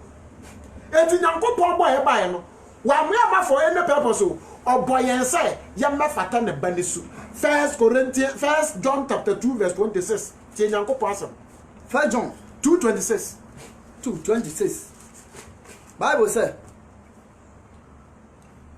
1 John chapter 2 verse number 26. Verse 26. O say, Kwe. Kristo mu ayonkofa. Yanko. O say de watwere no de matwere mo abele yi efa 1 hour. De watwere abele mu fa 1 hour dada mo no. Na mo de enwosra a munya eno en ne nsa atimu. Nwosra munya ro ne nsam no atimu. Yanko. Enti ehia mo se obi kyerɛkyerɛ mo obi bɛkyerɛkyerɛ wo na emom sɛdeɛ enwosra no ala akyerɛkyerɛ mo nankasa kyerɛkyerɛ yɛ ade nyinaa ho no ade nyinaa ho no na ayi na ɛyɛ no ɛne na ɛyɛ no kore kwe na enya atoro yanko na sɛdeɛ ɔkyerɛkyerɛ mo no montina nimu wase sɛdeɛ nwosra ne kyerɛkyerɛ yɛ no montina nimu sɛdeɛ ho nkronkro kyerɛkyerɛ yɛ no montina mu kan ne yanko na afi mankuma montina nimu na sɛ wei ane ne ho eyi ne ho adia na sɛ nyankopɔn ba ne yi ne ho adia ya yɛ nam na yɛn ani angu na yɛn ani angu wɔ n'anim ne ba no mu ɛwɔ ne ba ne mu kɔɛ sɛ munim sɛ yɛnim sɛ wɔyɛ tenenee a si yɛnim sɛ Kristo yɛ tenenee a na mahunu sɛ obiara a ɔyɛ adetenenee ɛne ɛmu sɛ obiara a ɔyɛ adetenenee no ɔno na ɔwɔ no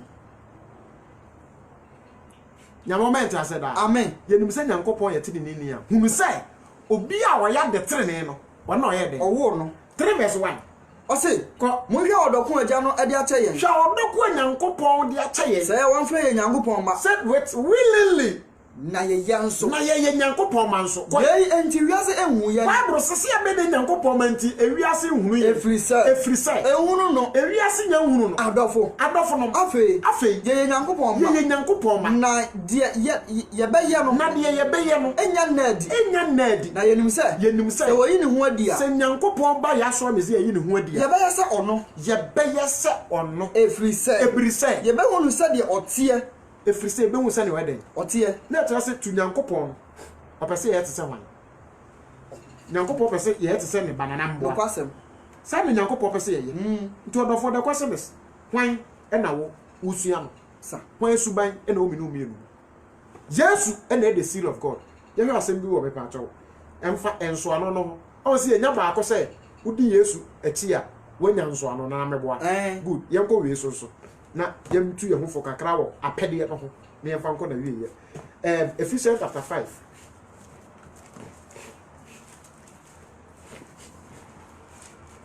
Ephesians chapter 5 mesra wo ba na wase na asempa no atre Nyankopon yisra wo se wase wadade na one ye eso Nyankopon ase Ephesians chapter 5 verse about 4 Ephesians chapter 4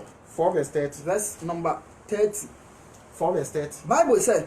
na munhu Onyankopon honhom konkon a wode asomano no amma ogye da no ewre tie parce we shouldn't grieve maye nko Nyankopon honhom kronkron a ode asoya no ama de ba de ogye da no hallelujah amen na tere say to gain the seal of God and I'm number 2 so having the spirit of God in you and having faith in Christ can we na yen combine enya de bi sese ya John chapter 6 verse 27 asem bi wo down kan ni mfa combine enya de bi sese ya John 6:27 Bible say John 6:27 o say munya aduane a esai ho adwuma Bible say ma yenya aduane a esai ho adwuma emu aduane etena ho ekoda nkom na emu yenya aduane etena ho ekoda nkom awo nipa ba no ede be mamo awo nipa ba ya so me say ya ede be mamo na ono agye Nyankopon aso na no na wo a wo be ye sai adwuma no wo na Nyankopon eden aso wa no kan ne nko na o se no say entomu bisa Yesu say ede na yenye se ye Nyankopon adwuma ana se ye Nyankopon adwuma ana aduane etena ekoda nkom ne ye benya nso ano de a ena bi na yenye na ye Nyankopon na ye Nyankopon adwuma koy Yesu bu ase won say ena Yesu bu ase won say ye Nyankopon adwuma ye ke Nyankopon adwuma we ni Nyankopon adwuma samo baji de osoma ano no adi samo baji de osoma ano na adi mo baji osoma na adi na moment ase amen enti eyetu di Yesu di na ma won kronkron nya den e metena wo na moment ase da amen Yesu no no na won kronkron na oka Yesu mugidi a Yesu mugidi e de Yesu mugidi nya bibia say one Yesu afọrọbọ na ọbọ no ọbọ ja ahweso ma ye se ye ntutu na na mu ati ana meboa oka Peter na di kan Canada se Yesu no ebeja ahweso se 1 Peter 3:21 1 Peter chapter 3 verse 21 Yesu ni ja ahweso se ye ni na na mu ati that's the purpose eti uji Yesu di a uji ni wusori yetu o mana patama no eno ye 1 ena 2 u se sua ne do edo a wode na di no u se sua aha ena seal ni wo kan ne enko 3:21 Bible said ko eno na afi ne nsa so agye mu so nkwa yenko ene asubo a enye honhom famu eba okay 2 verse 21 1 Peter chapter 2 verse number 21 Bible said what's it Ose na ye na obo edi frɛ mo. Ose ye na ye bo odi frɛ ye. Efri sɛ Kristo nso hunu amane. Kristo hunu amane. E ma munya eja mo eja ye hweso. Sɛ munni na namo echi. Ye ni na namo echi. Kristo ewu e ma ye. Eja hweso sɛ enye den. Ye ni na namo echi. Ye nye den. Ye ni na namo echi. Enti ube ejidi ni a me pa achaw. Ye ka se wagye Yesu adi a enye na afɔ de bo ne nkuto. Da bi wuji Yesu di a wo sɛ tutu na namo. Wo say nante na namom de Yesu ye no wo ye bi e de atrese wa eden what na di nyame o me ti ase da amen okay ti ase bi o wa ha first John chapter 2 verse number 3 1 John 2 verse 3 Bible say wasi Yesu de anwe so say yeni na namo achi enti se wo ba ji Yesu di a de Yesu ye bi ya no wo be ye bi ba bi o de ne kra ba afode no wo ye hia o moja de hia no say wanimu mfifire wabotre babi abufuo no wo de abotra se ho babi ankaye me paacha otan no na do odai den ase ho wo de bone ache se ne ode bone ye den eche wo aha e na che se wo be ye nyankopon ba kan ne nko Bible say ko 1 John 2 verse 3 2:3 Ase na se yedi na asade so a se yedi Kristo na asade so a no na yedi hunu se yedi na yedi hunu se yenim Kristo no Tio, ye di nyankopon ba na asade so na nyankopon asade so a ene ye di hunu se yenim no nti obi ma hunu Yesu ma Yesu adamfo ba no na besi wuye ampa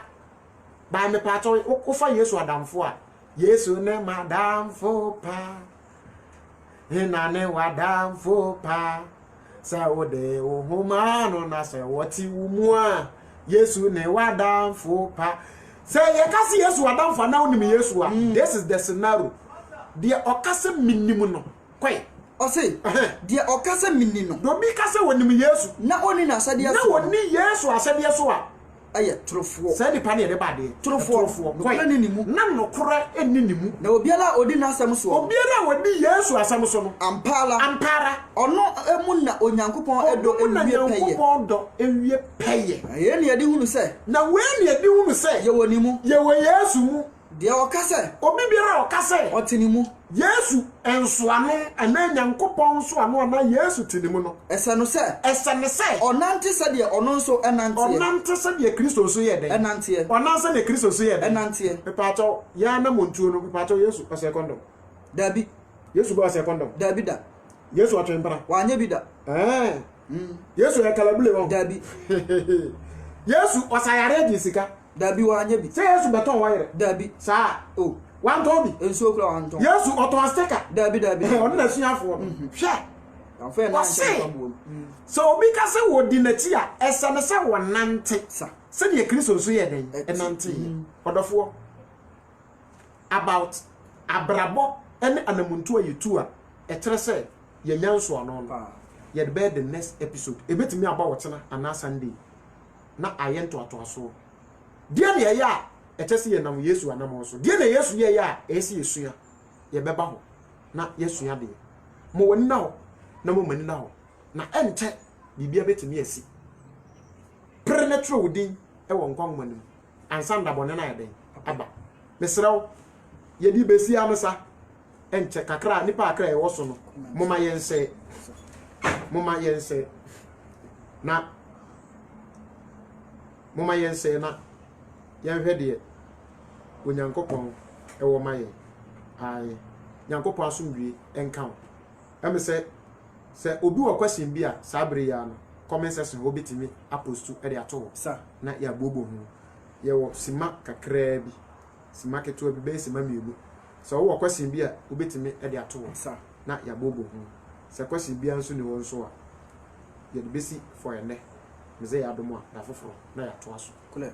nyankopɔn asomdwe ene ye ntena mesrawo memo obi anada wo question bi obetimi bisa memo obi anada pre na wi okra nkwa de akira kwan ansa da boni bi aba bibia betimi asi ene na ye adom bre se wutu na mo bi na na montu ne nya mesrawo ti asemo nyankopɔn ka kira wo Acts chapter 17 verse 30 Acts 17:30 Acts chapter 17 verse number 30 Opani James True Talk osenkani na me aso nyenka I like your message obofo katachie na me aso nyenka Job Darlington yesi ate na me aso nyenka mu na me pa cha obo question bi a mo betimi aposto abra ye ready the last comment no betimi aposto dia ba Acts chapter 17 message we so apese kan kan man so betimi dia ba SB Michael ha na me aso nyenka obofo katachie na me aso nyenka kan yenko verse number 13 Ose na Yudafo a ofiri Thessalonica no ete se Paul akokan Nyankopon asem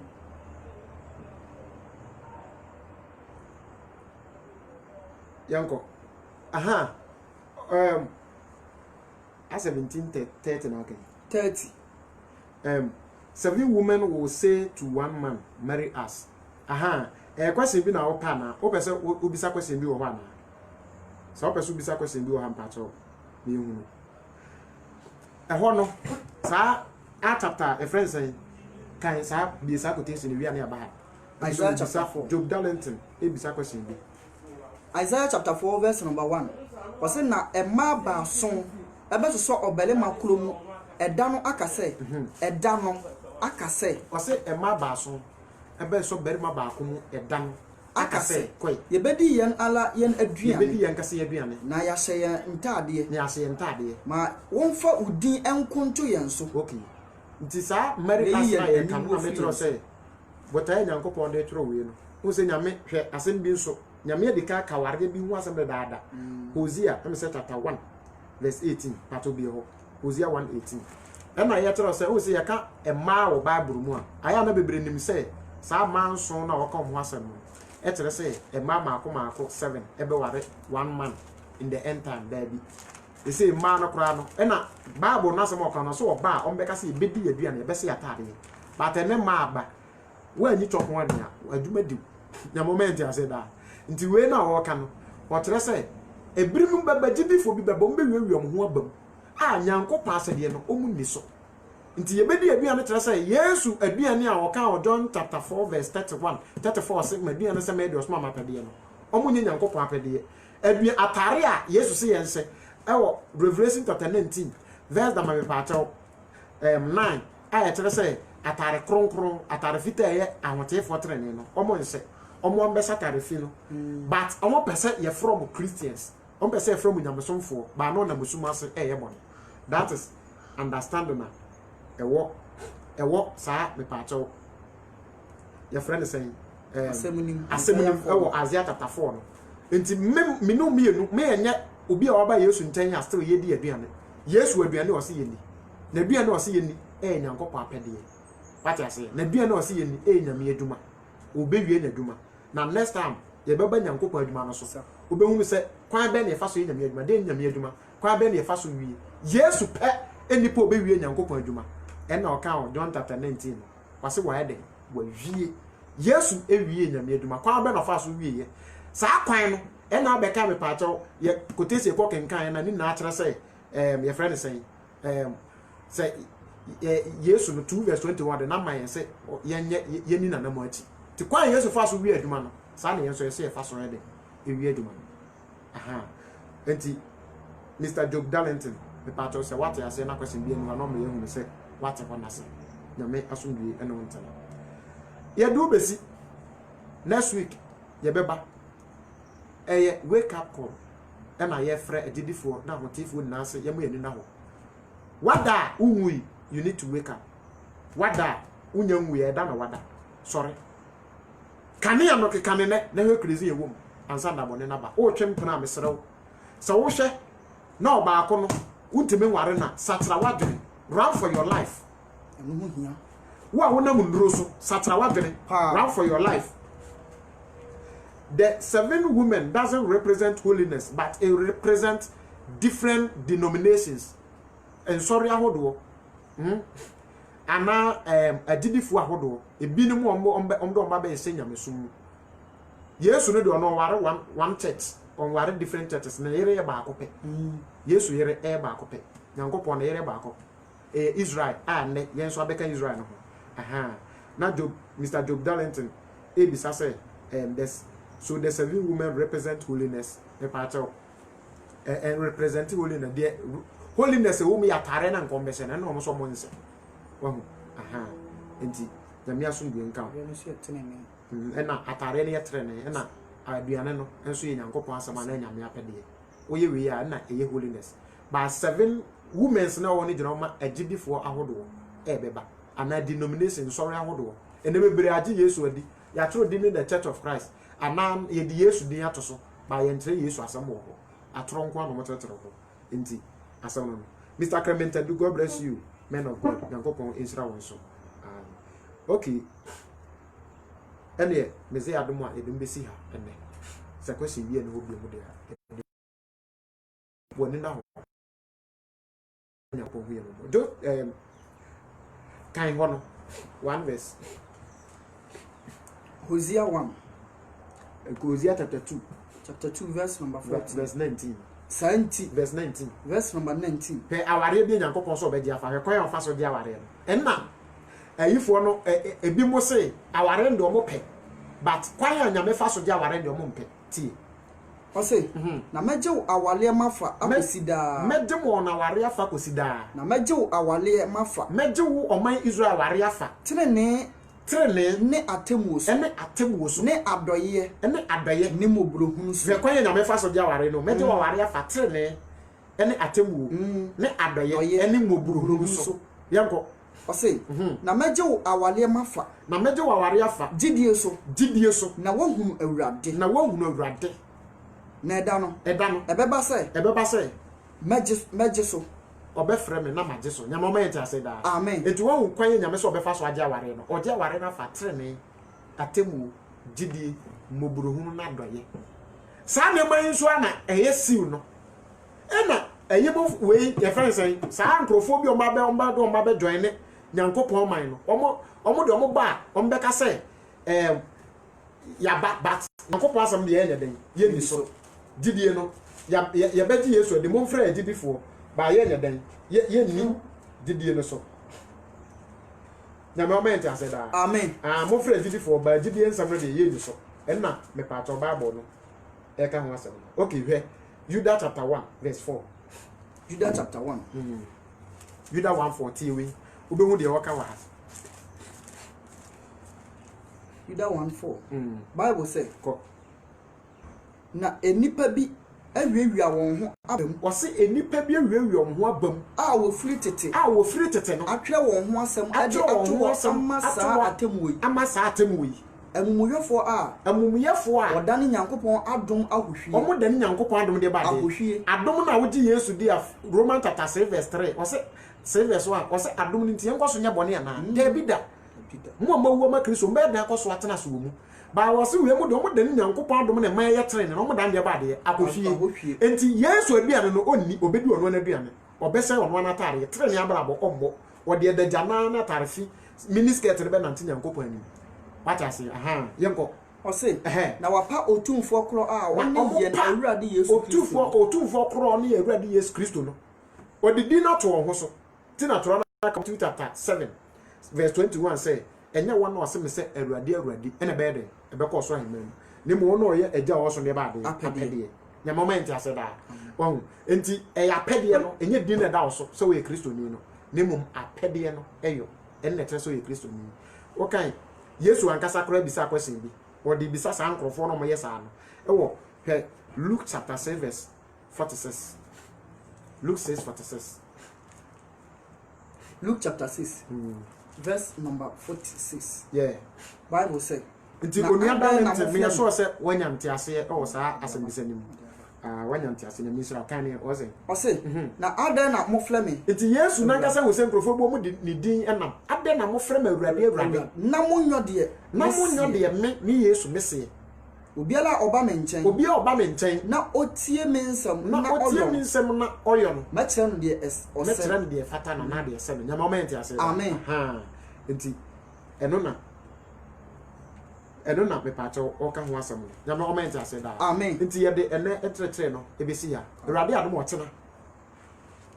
Your friends say sa episode we say awurade adom kra nya ne daily ne e ba ntem anke beto ato aso pa. Your friend say topic na you know cry say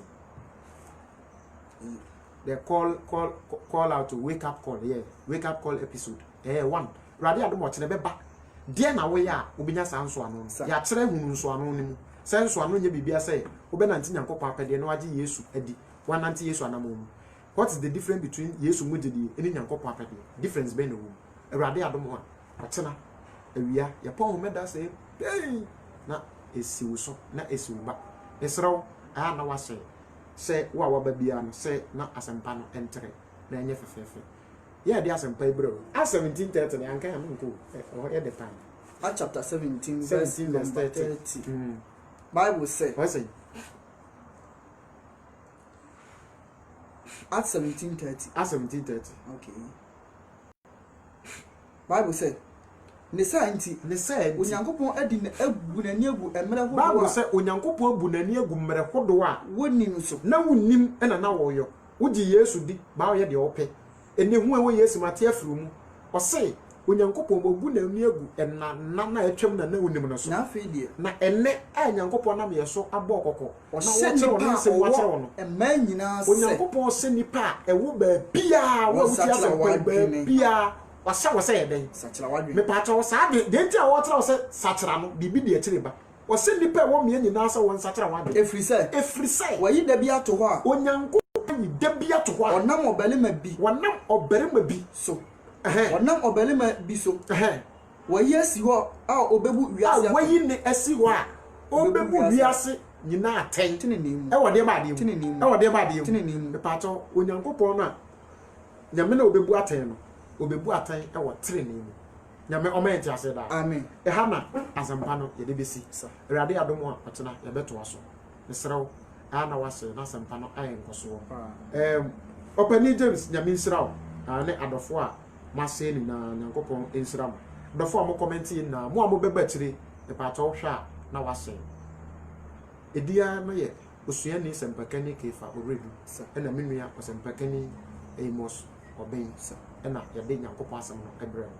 wo pe question bi WhatsApp messages a obe bisa asem bi a 0246 966 224